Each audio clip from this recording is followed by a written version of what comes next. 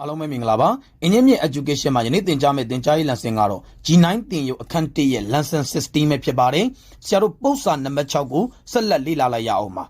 ပု္ပ္ပာနံပါတ်6မှာအောက်ပါတို့ကိုရှင်းပါလို့ပြောထားပါတယ်ဆရာယနေ့ lesson မှာတော့နံပါတ်ကာကြီးနဲ့နံပါတ်ခါခွေးကိုသင်ကြားပေးသွားမှာပဲဖြစ်ပါတယ်နံပါတ်ကာကြီး root 7 minus 2 root 2 into root 7 plus 3 root 2လို့ပေးထားပါတယ်ပထမကွင်းနဲ့ဒုတိယကွင်းကိုမြောက်ခိုင်းတာပဲဖြစ်ပါတယ်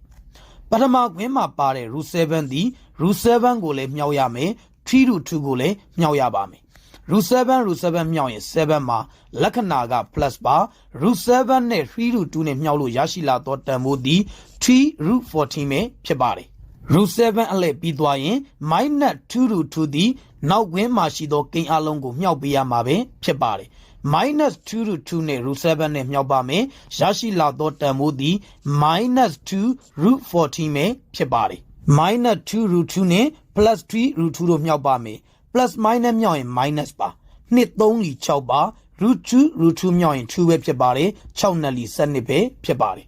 ဆက်လက်ဖြည့်ရှင်းပေးပါမယ်irrational ကိန်းတွေကိုပေါင်းခြင်းနှုတ်ခြင်းပြုလုပ်တဲ့အခါမှာအဆင့်တူမျိုးတူမှာပေါင်းလို့နှုတ်လို့ရတာပဲဖြစ်ပါတယ်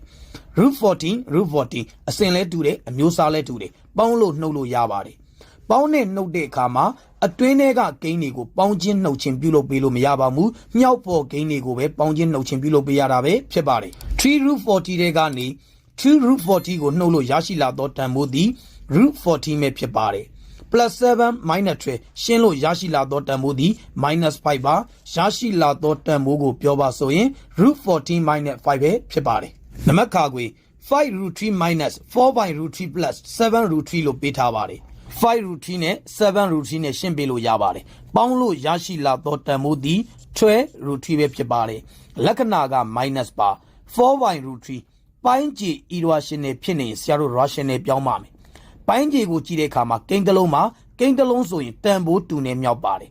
root 3ပြောက်ချင် root 3နဲ့မြောက်ပါတယ်ပိုင်းခြေတန်ဖိုးသည်3ပါပိုင်းဝေကို root 3နဲ့မြောက်လို့ရရှိလာသောတန်ဖိုးသည်4 root 3ပဲဖြစ်ပါတယ်အပိုင်းကိန်းတစ်ခုပေါင်းသည်ဖြစ်စေနှုတ်သည်ဖြစ်စေပိုင်းခြေ2မှာပေါင်းလို့နှုတ်လို့ရတာပဲဖြစ်ပါတယ်ဘုံပိုင်းခြေထွီထားပါမယ်ပိုင်းခြေကို3နဲ့မြောက်ရင်ပိုင်းဝေကိုလည်း3နဲ့မြောက်ပါတယ်စနစ်3လီ36ပါ36 root 3ပဲဖြစ်ပါတယ်လက္ခဏာက minus ပါ4 root 3က4 root 3ပါဆက်လက်ဖြည့်ရှင်းပေးပါမယ်36ထဲက4ကိုနှုတ်လို့ရရှိလာသောတန်ဖိုးသည်32ပဲဖြစ်ပါတယ် root 3က root 3ပါပိုင်းခြေတန်ဖိုးသည်3ပါခြေလို့ရပေးလာကြည့်တဲ့အခါမှာခြေလို့မရတော့ပါဘူးထို့ကြောင့်ရရှိလာသောတန်ဖိုးသည်32 root 3 by 3ပဲဖြစ်ပါတယ်ယနေ့သင်ကြားပေးခဲ့တဲ့ပု္ပ္ပာနံပါတ်6ရဲ့နံပါတ်ကာကြီးနဲ့နံပါတ်ခါခွေးရဲ့ရှင်းလင်းချက်ကိုနားလည်လိမ့်မယ်လို့ထင်ပါတယ်အားလုံးကိုကျေးဇူးတင်ပါတယ်ရှင်လန်းချမ်းမြေ့ကြပါစေဗျာ